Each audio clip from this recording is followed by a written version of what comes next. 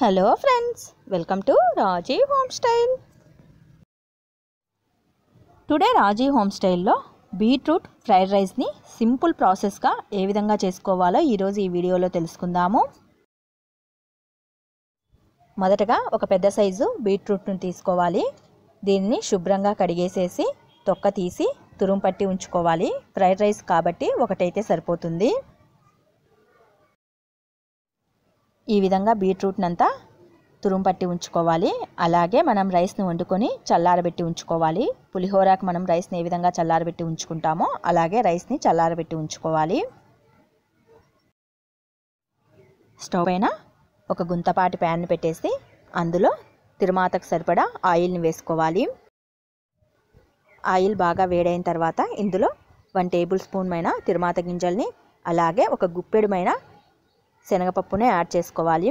శనగపప్పును ఎందుకు యాడ్ చేస్తున్నామంటే మనం రైస్ని తింటున్నప్పుడు ఇవి మన పంటికి ఆనుతూ కరకరమంటూ ఉంటాయి. కాబట్టి ఒక గుప్పెడుమైన శనగపప్పును యాడ్ చేసుకోండి. ఈ శనగపప్పు దోరగా వేగిన తర్వాత ఇందులో బ్రాడ్గా కట్ చేసి ఉంచుకున్న ఉల్లి ముక్కల్ని అలాగే 3 కరివేపాకు రెమ్మ ఆకుల్ని కూడా యాడ్ చేసుకోవాలి. ఇందులోనే కచ్చాపచ్చిగా దంచేసిన అల్లం పేస్ట్ని పచ్చిమిర్చి పేస్ట్ని యాడ్ చేసుకోవాలి. అల్లం పచ్చిమిర్చి పేస్టు కచ్చాపచ్చాగా ఉండాలి.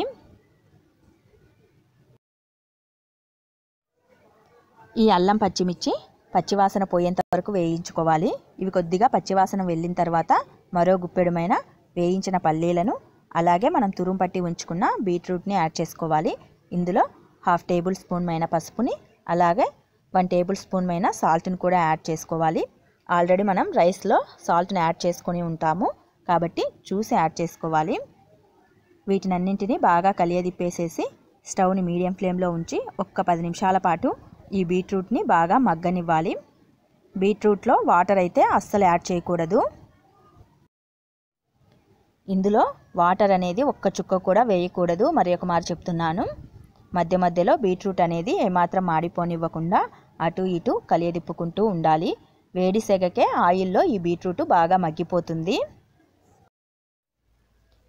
చూడండి, బీట్రూట్ అనేది బాగా మెత్తబడి మగ్గిపోయింది. ఇప్పుడు ఇందులో మనం చల్లారబెట్టి ఉంచుకున్న రైస్ని కొద్ది కొద్దిగా యాడ్ చేస్తూ రైస్ని కలియదిప్పుకోవాలి. ఈ బీట్రూట్ మిశ్రమం అంతా రైస్కి పట్టే విధంగా కలియదిప్పుకోవాలి. రైస్ని అంతటినీ ఒకేసారి కాకుండా కొద్ది కొద్దిగా యాడ్ చేస్తూ కలియదిప్పుకోవాలి. అప్పుడే మిశ్రమం అంతా రైస్కి బాగా పడుతుంది. రైస్ని అంతా బాగా మిక్స్ చేసిన తర్వాత ఇందులో చివరగా 1 టేబుల్ స్పూన్ మైన పెప్పర్ పౌడర్ని యాడ్ చేసుకోవాలి. మంచి స్పైసీనెస్ కోరుకునేవారు పెప్పర్ పౌడర్ని యాడ్ చేసుకోవచ్చు, లేకపోతే అవాయిడ్ చేయవచ్చు. ఆల్రెడీ మనం పోపులో పచ్చిమిర్చిని అల్లాన్ని వాడాం కాబట్టి పెప్పర్ పౌడర్ అనేది ఏం అవసరం ఉండదు. ఇందులో ఒక 1/2 డబ్బమైన నిమ్మ జ్యూస్ని యాడ్ చేసుకొని కొద్దిగా కొత్తిమీరని యాడ్ చేసి బాగా మిక్స్ చేసి స్టవ్ని ఆఫ్ చేసేసుకుంటే మనకు కావాల్సిన మంచి tasty and healthy beetroot fried rice ready అయిపోయినట్టే. ఈ రైస్ని పిల్లల లంచ్ బాక్స్లో పెట్టేస్తే పిల్లలు హ్యాపీగా తినేస్తారు.